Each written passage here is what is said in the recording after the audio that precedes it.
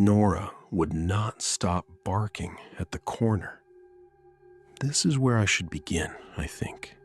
Not with the house, not with us, not with the particular series of quiet devastations that led to a Tuesday afternoon in October when my husband, Martin, came home from work to find me sitting cross-legged on the kitchen floor with a dog in my lap. A dog he had not agreed to.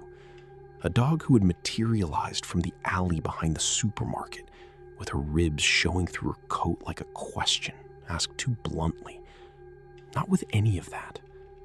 I should begin with the corner, because the corner is where everything was located. All of it. The whole weight of what I am trying to describe. And if I start somewhere else, I will lose the thread of it. And the thread of it is the only thing I have.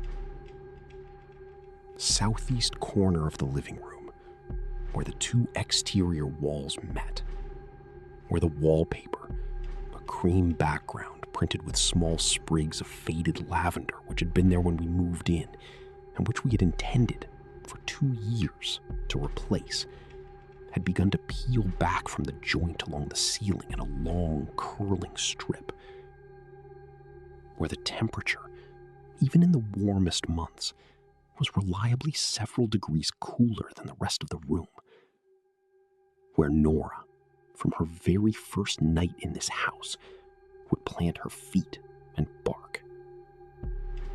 She was a medium-sized dog, brown and white, of no specific breed and every breed, with ears that couldn't decide whether to stand or fold, and a tail that curled over her back like a question mark. She was, by the vet's estimate, approximately 3 years old. She was, by every observable standard, a gentle and uncomplicated animal, easy with strangers, easy with children, easy with the cat next door who pressed her face against our fence with an expression of sustained contempt. She did not bark at the mail. I want to be honest about the silence. Before Nora, before the corner, before all of it, the house was quiet in a way that had stopped being peaceful and started being something else. We had moved in 3 years prior with the specific future in mind, Martin and I. The particular future that announces itself in the number of bedrooms, in the proximity to a school district, in the yard that would accommodate a swing set, and the study that would become something else. We had picked the house for that future. We had carried it with us through the rooms during the open house, pointing at this wall and that window, speaking in the shorthand of people who have already decided.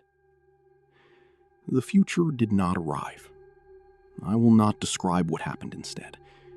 I will only say that the house, which we had filled in advance with a particular kind of expectation, did not empty when that expectation left. The emptiness stayed. The rooms stayed the size they were.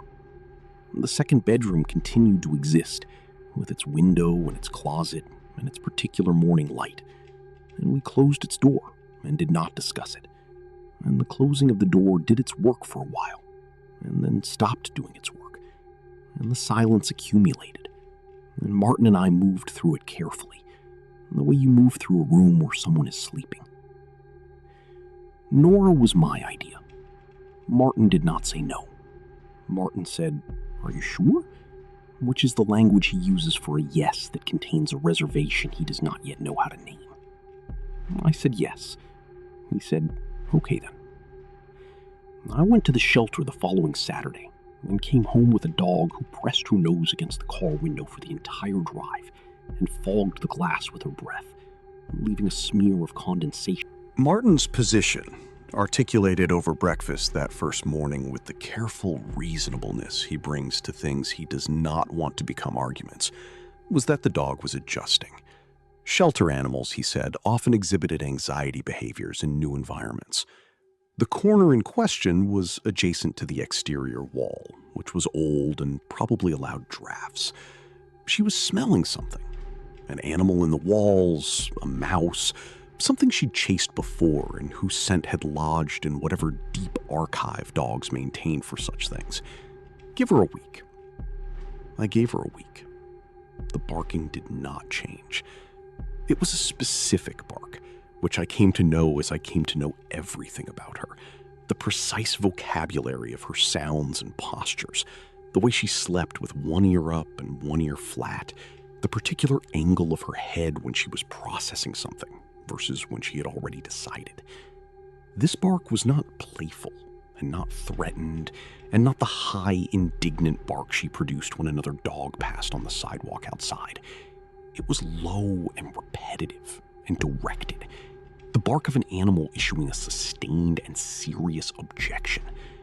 She would plant herself 3 feet from the corner, never closer, I noted, and bark in a slow metronomic rhythm, her gaze fixed at a point where the two walls met somewhere between the floor and the ceiling, her ears at full attention. And then she would stop, abruptly, and walk away and curl up on her bed and go to sleep, as though she had made her report and was satisfied that it had been logged. I bought an air quality monitor. I bought a carbon monoxide detector. I had Martin check the insulation in the exterior walls from the outside, crouching in the side yard with a flashlight, concluding there was no infestation. I found no mold.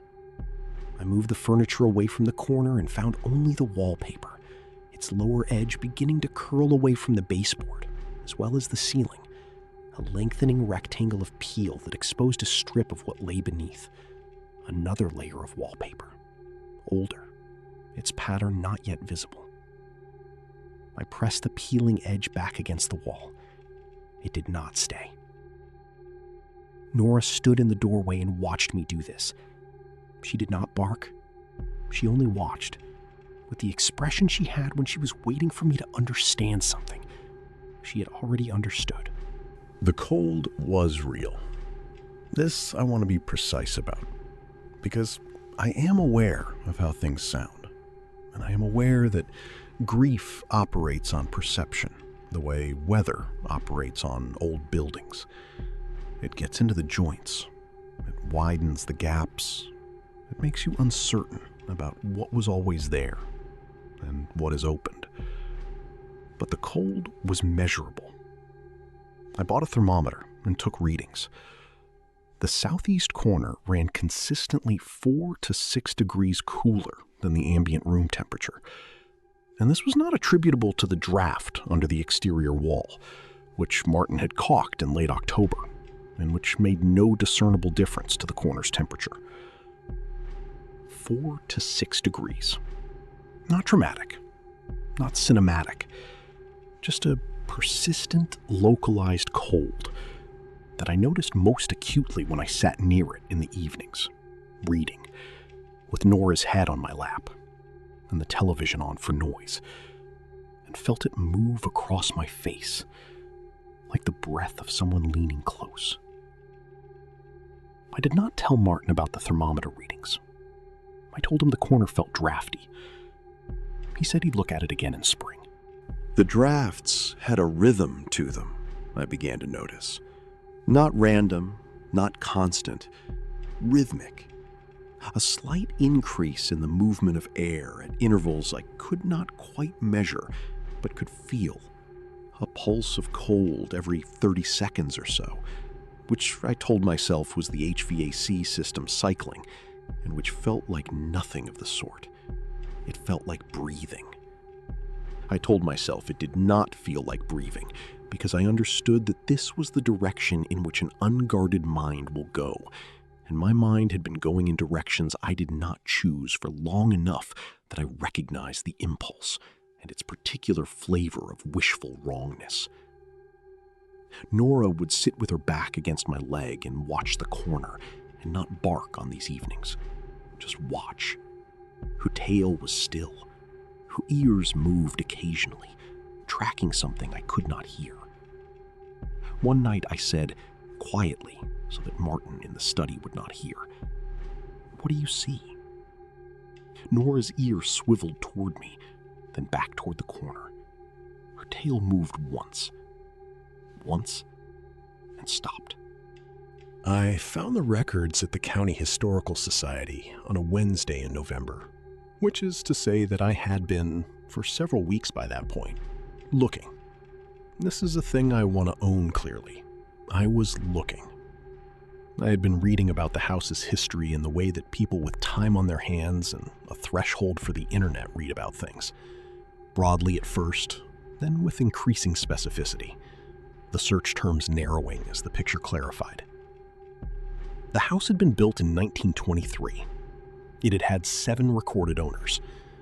The property records were thorough for a county office, and the woman at the front desk, who was named Cynthia and who wore reading glasses on a beaded chain, and who seemed privately pleased to have someone interested in local records, rather than asking her to notarize something, was helpful in a way I had not expected. The 6th owner, from 1961 to 1987, was a family named Aldrich. Father, mother, 2 children.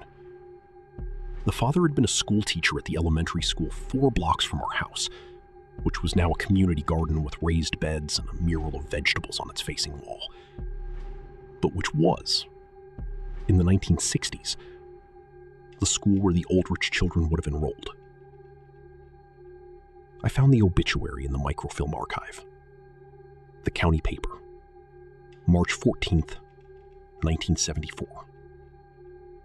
Margaret Aldrich, age 7.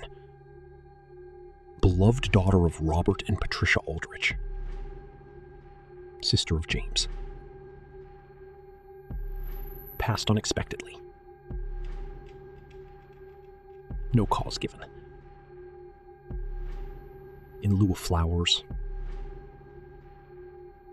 Margaret, age 7, 1974. I sat with the microfilm reader for a while after I had written this down. The reading room was warm and smelled of old paper, which is a smell I have always found comforting and which was not comforting to me then. I looked at the name I had written on my notepad. Margaret, I thought. 7 years old. I drove home. Nora was at the door when I came in, which was usual, but she was not at the door the way she was usually at the door. Tail at full velocity, body wiggling at the seams, the full theatrical welcome she performed whenever I had been absent for more than 40 minutes. She was standing still in the entryway, with her ears up, and she watched me come in with an expression I had not seen on her before. Not worried, something more patient than worried, something that had been waiting. I know, I said, though I was not sure what I knew. She turned and walked into the living room and sat down in front of the corner and looked at it. Martin's rationalism is not a failing. I want to be clear about this. It is one of the things I have always loved about him. The steadiness of it, the way he moves through the world with a reliable set of tools for understanding it. When our losses came, he held us together with this same rationalism, practical and present, focused on what could be done next rather than on what could not be undone. And this was, for the most part, what I needed. What he could not do, what this quality of his did not have the mechanism for, was sit with me in the not knowing. The space where something has happened but cannot be explained and cannot be fixed and is simply stubbornly there. He would enter that space with me and then very gently, very lovingly begin to explain it away. And I understood why he did this, and I was grateful for it, and I needed it to stop. I didn't tell him about Margaret Aldrich. I didn't tell him I had started sitting in the corner. This began the week after the Historical Society. I would wait until Martin was asleep. He was a reliable sleeper, early down and difficult to wake, and I would go downstairs with my blanket and sit with my back against the joint of the 2 walls, in the place where the wallpaper curled and the cold lived. And Nora would come and lie across my legs, and we would sit there together, the 3 of us, in whatever way we were 3. The cold was, from the inside of it, not unpleasant. It surprised me. From across the room, it had always felt like a draft, something intrusive, something coming from outside. From inside it, it was simply the temperature of the corner. And the corner had its own atmosphere, its own quality of air, slightly different from the rest of the room in a way that I could not have articulated, but which felt, a word I did not let myself use aloud, inhabited. Nora did not bark on these nights. She lay across my legs and breathed and occasionally shifted, and sometimes she raised her head and looked at the wall to my left, and then set her head back down, satisfied. The way a dog looks when a familiar person enters a room. On the fourth night, I put my hand flat against the wall where the wallpaper had peeled. The plaster beneath was cold and slightly rough, and beneath the cold I felt, or understood that I felt, which is not quite the same thing, the particular density of something that has been in a place for a long time. Not the density of stone or of old wood, the density of presence, of having been, of remaining. "Margaret?" I said. Nora's tail moved. The cold was, from the inside of it, not unpleasant. This surprised me. From across the room, it had always felt like a draft, something intrusive, something coming from outside. From inside it, it was simply the temperature of the corner.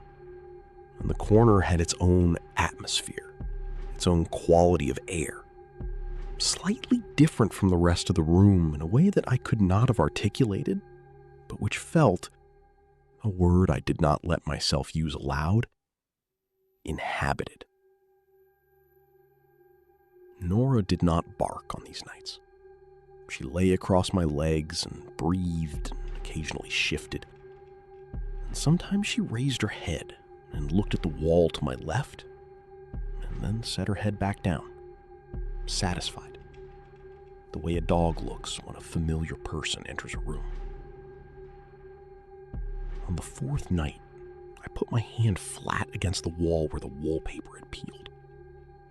The plaster beneath was cold and slightly rough, and beneath the cold I felt, or understood that I felt, which is not quite the same thing, the particular density of something that has been in a place for a long time. Not the density of stone or of old wood, the density of presence, of having been, of remaining. "Margaret?" I peeled the wallpaper back on a Sunday in December, alone while Martin was visiting his parents. I did it carefully, the way I did everything in those months, with deliberate slowness, with attention, as though the carefulness of the action was itself a form of respect.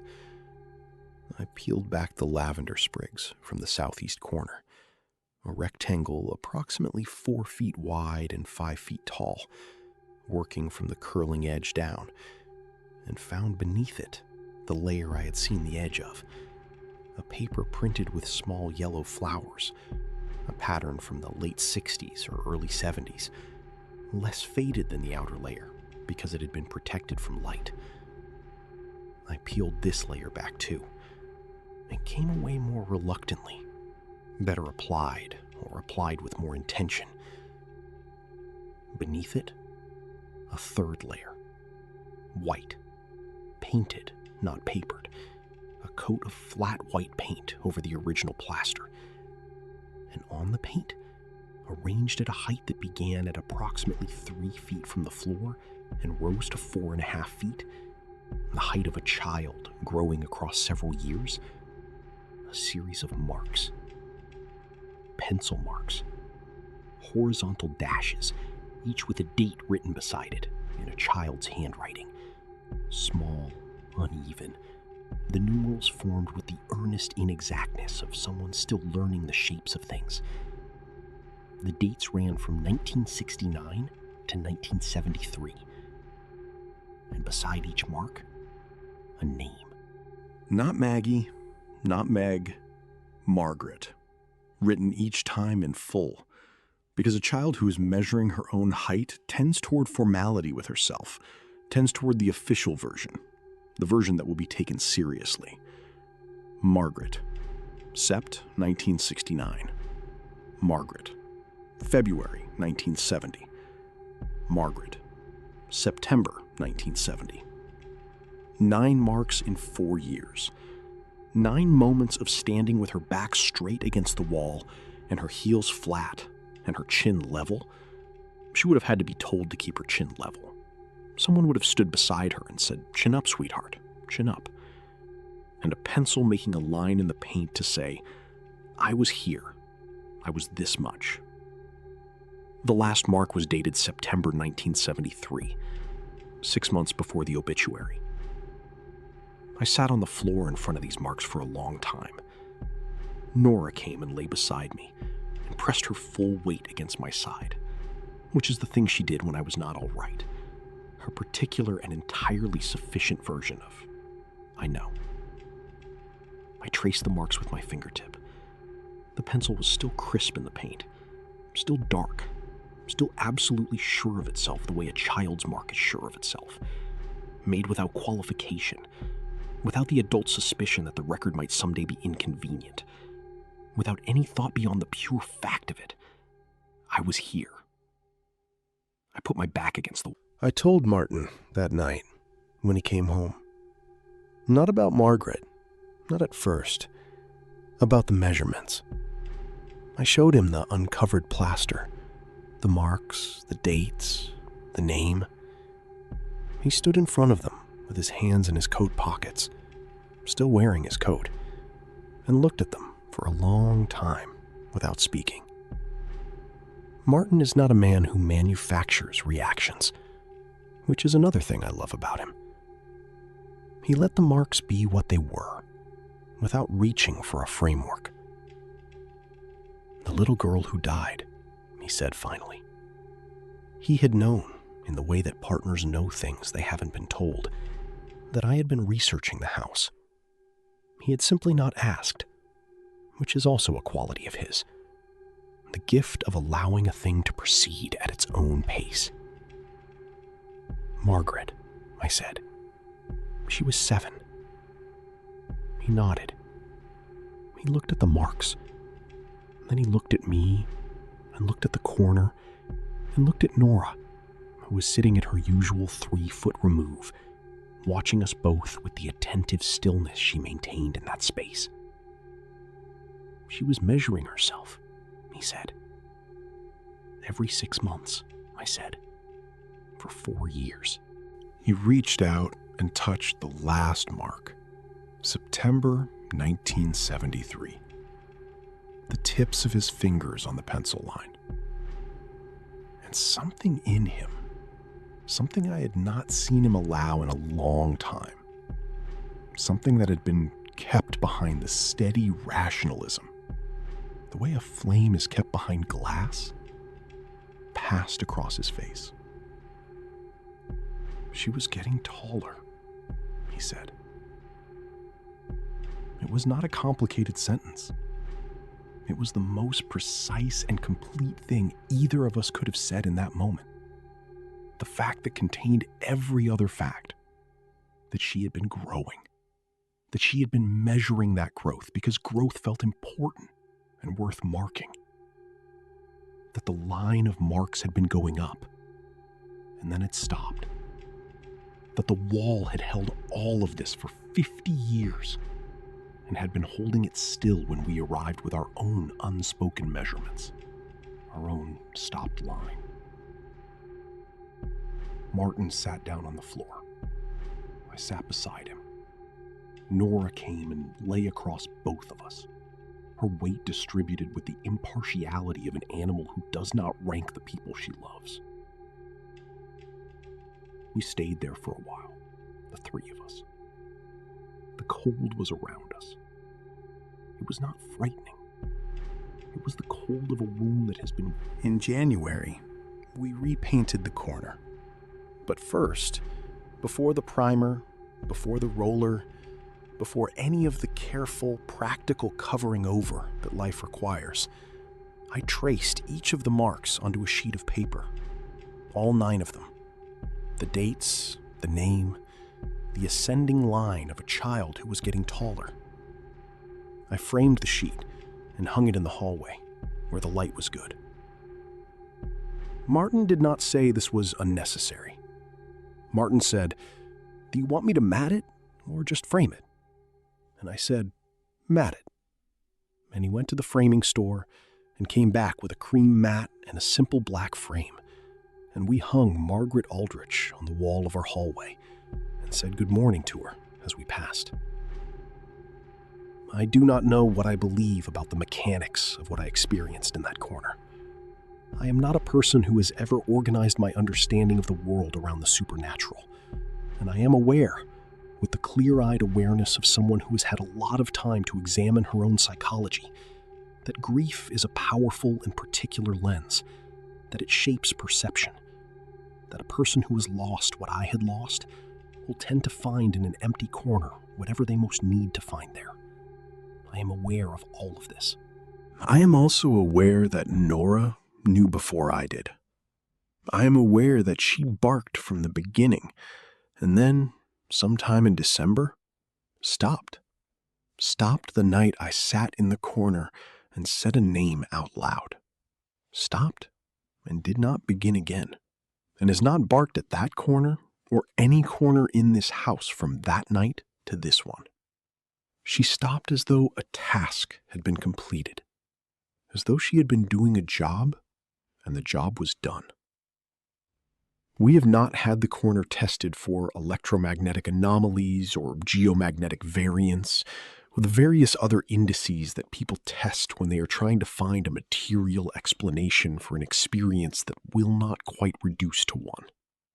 I have thought about it. I have decided I do not want to.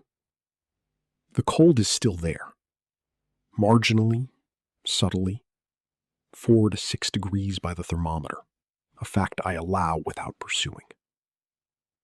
Some things want to be known differently than they want to be explained.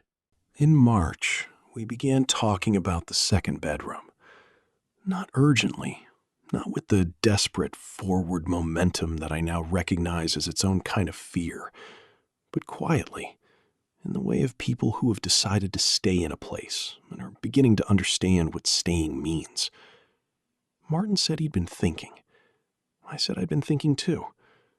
We sat with Nora between us on the couch in the living room where the new paint was drying in the southeast corner. Cream. The same cream as the old wallpaper. And we talked about it the way I had once believed you could always talk about it, before I understood what it costs. Nora slept with her head in my lap and her feet against Martin's leg. Her tail, even in sleep, moved occasionally. Small, autonomous movements, the twitches of a dog dreaming about something worth chasing. The lamp on the end table made a warm circle that reached the corner and stopped, and in the shadow beyond it, where the new paint was, the room was quiet. Not empty quiet. The other kind. For the ones the walls have kept, and for the dogs who find them first.